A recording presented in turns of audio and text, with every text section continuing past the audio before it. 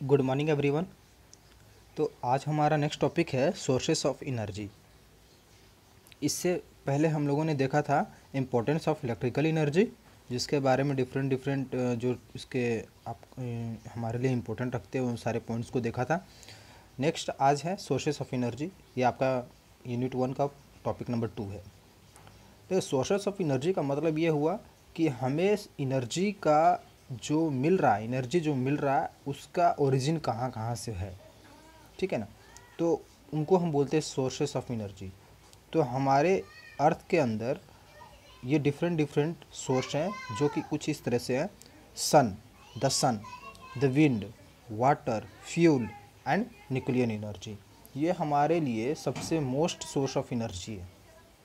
इनके अलावा भी हैं, बट ये जो हमारा है बेस है, कोर है, एक तरह से कर सकते हैं, जो कि हमें नेचुरली भी मिलता है, और कुछ हमें ऐसे हैं जो कि कह सकते हैं लिमिट हैं, जो कि जिनका अंत हो सकता है, ठीक है।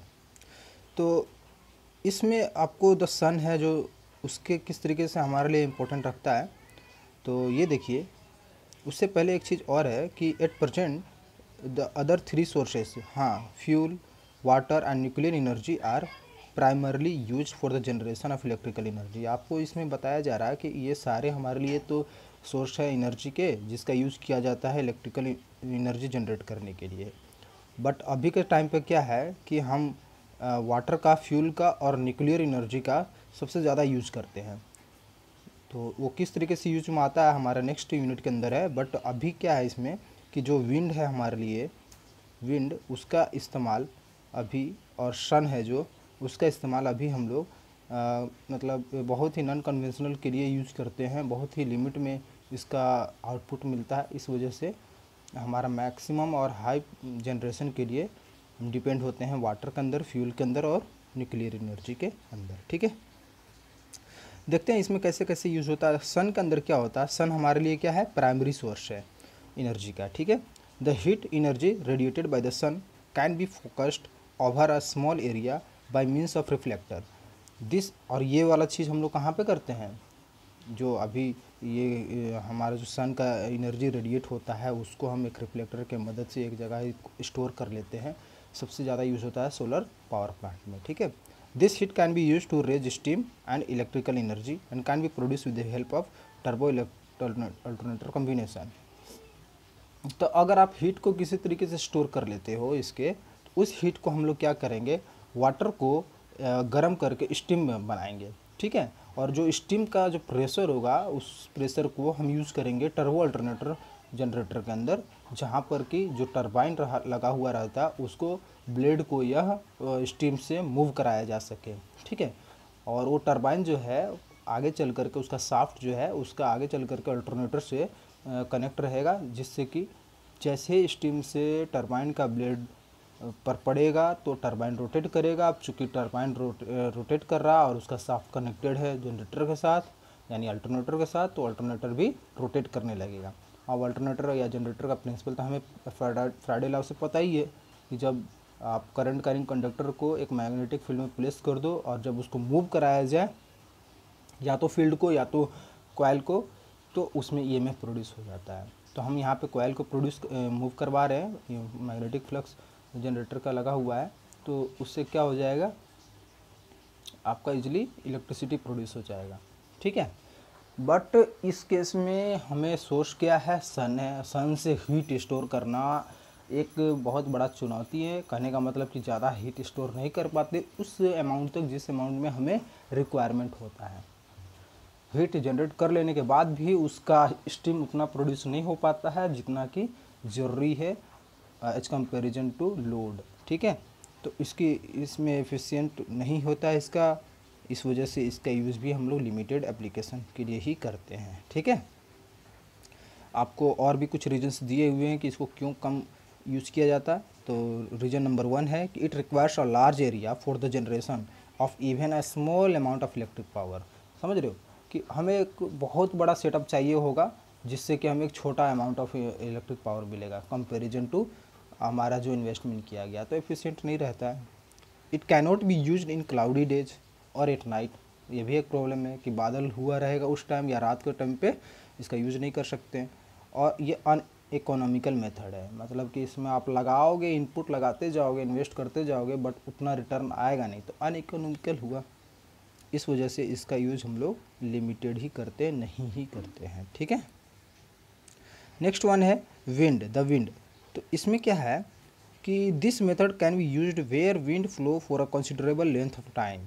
The wind energy is used to run the windmill which drive a small generator. In order to obtain the electrical energy from a wind mill continuously, the generator is arranged to charge the batteries. These batteries supply the energy from a windmill, supplies the energy when the wind stops. This method has the advantage that maintenance and generation costs are negligible. However, the drawback of this method are variable output, unreliable because of uncertainty about wind pressure, and power generated is quite small. देखिए, wind energy से हमें किस तरीके से electrical energy मिलता है। हमारा main focus क्या है कि जनरेटर को रोटेट कराना है ना, तो इसमें भी हम वही चीज़ कर रहे हैं कि उसको रोटेट कराने के लिए जो सोर्स यूज़ कर रहे हैं ना, वो हवा का यूज़ कर रहे हैं। तो विंड पावर प्लांट आप कई जगह पे हाई हिल स्टेशंस पे देखे होंगे जहाँ पर कि जो विंड है वो कंटिन्यूसली फ्लो करते हैं। तो उसमें हम लोग क्या करते हैं, एक स्मॉल जनरेटर यूज कर रखे होते हैं उस फैन, उस ब्लेड के अक्रॉस, जिससे कि जैसे ब्लेड मूव कर रहा होता है हवा की वजह से, तो हमारा जनरेटर रोटेट करने लगता है और वहाँ से फिर इलेक्ट्रिसिटी प्रोड्यूस करते हैं, जिसको हम लोग कलेक्ट करते हैं, ठीक है। बट प्रॉब्लम क्या हो सकता है इसमें कि आपका जो विंड है वह कंटिन्यूसली फ्लो होना चाहिए। तो अगर कंटिन्यूसली फ्लो नहीं होता है फिर भी हम उसको सॉर्ट आउट कर सकते हैं बाय यूजिंग बैटरी। मतलब जब तक तो विंड फ्लो कर रहा था तब तक कुछ अमाउंट ऑफ एनर्जी को हम लोग बैटरी में स्टोर कर ले रहे थे। जब विंड नहीं चल रहा है तो वह जो उसको रोटेट कराने की जो एनर्जी चाहिए वो बैटरी से ले लेते थे, ठीक है।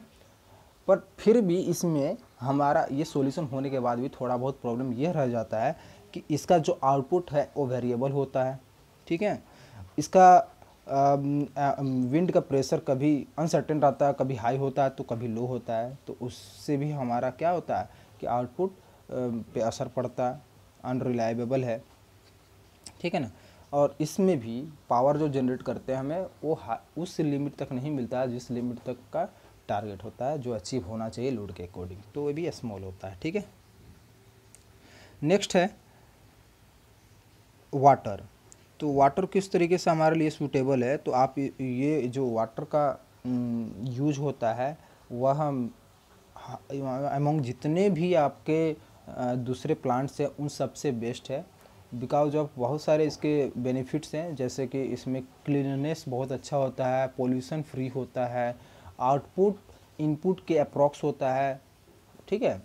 तो इसमें बस एक ही एक प्रॉब्लम होता है कि इनिशियल कॉस्ट जो होता है या जिसको बोलते हैं कैपिटल कॉस्ट, वो बहुत हाई होता है। तो इस क्या मैं बात कर रहा हूँ आप समझ चुके हो कि डैम का, आप डैम जब बनाते हो तो कैपिटल कॉस्ट हाई लगता है, लेकिन जब डैम एक बार बन जाता है तो उसके मेंटेनेंस भी काफ़ी सालों के बाद दोबारा किया जाता है, और वहाँ से हमें अल्टरनेट ये जो आउटपुट मिलता है वह बहुत अच्छा मिलता है।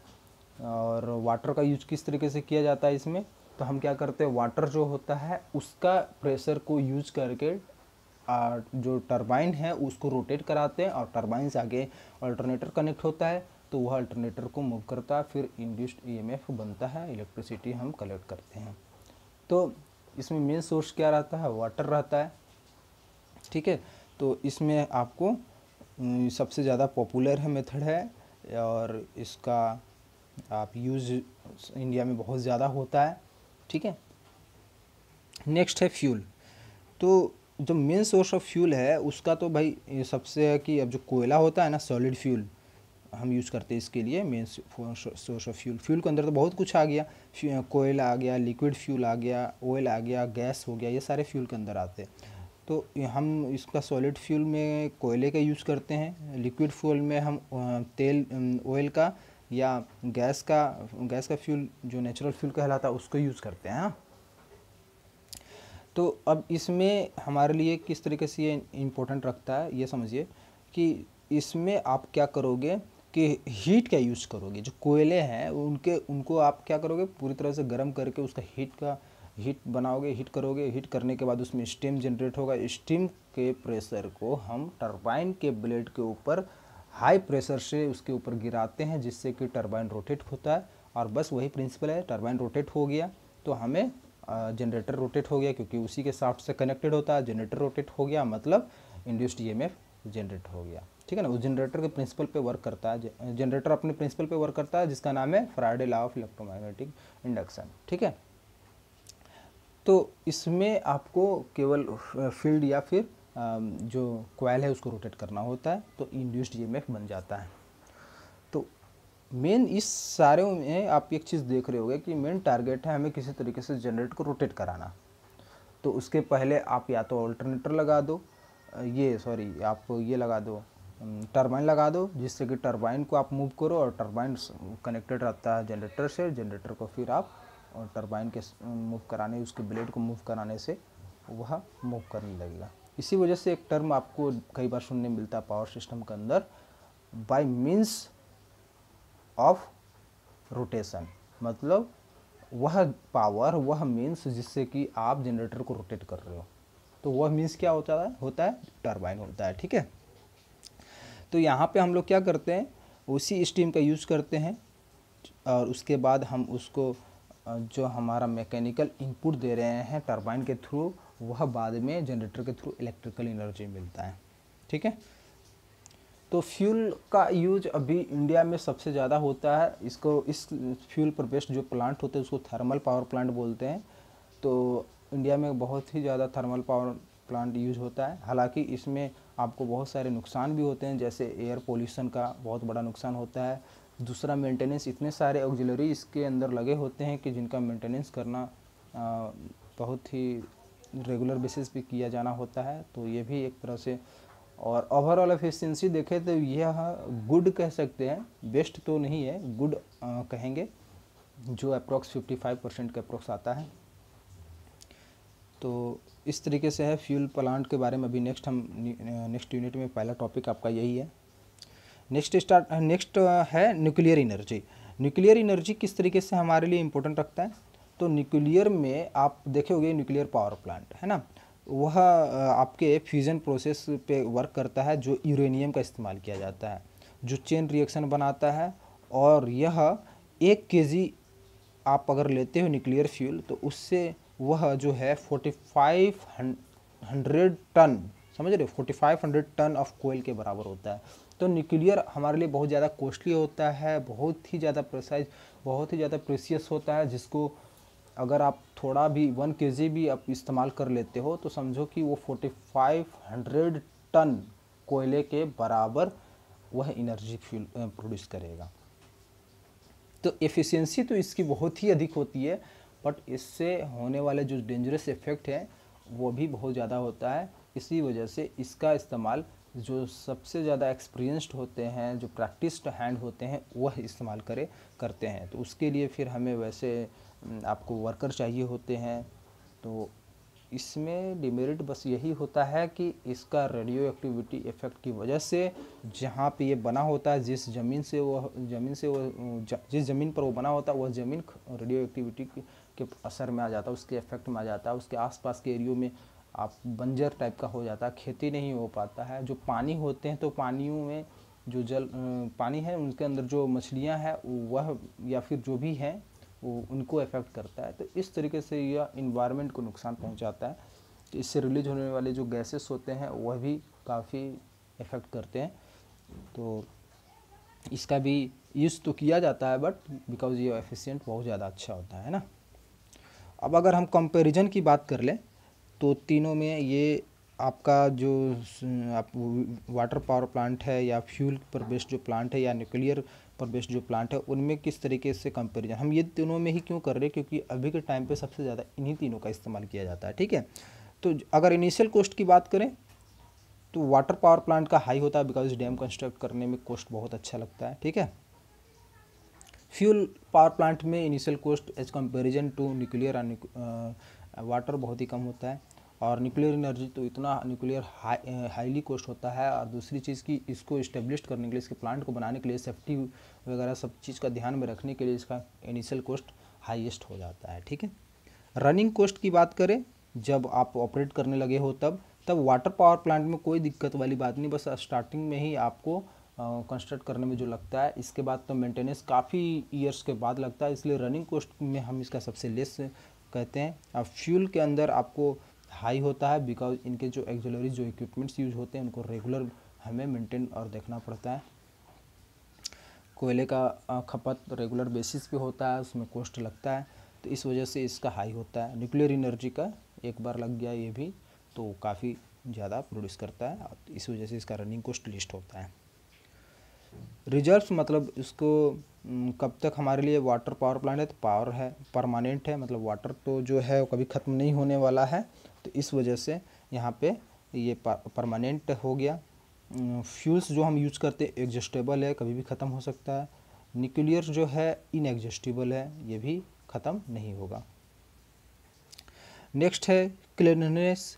जो वाटर है वह क्लीनेस्ट है, सबसे ज़्यादा क्लीन होता है क्योंकि इसमें किसी भी तरह का कोई स्मोक नहीं, पोल्यूशन नहीं। फ्यूल जो है सबसे ज़्यादा डर्टीएस्ट होता है, न्यूक्लियर है इसको क्लीन कह सकते हैं, इसमें भी आपका किसी भी तरह का पोल्यूशन वाला केस नहीं होता है।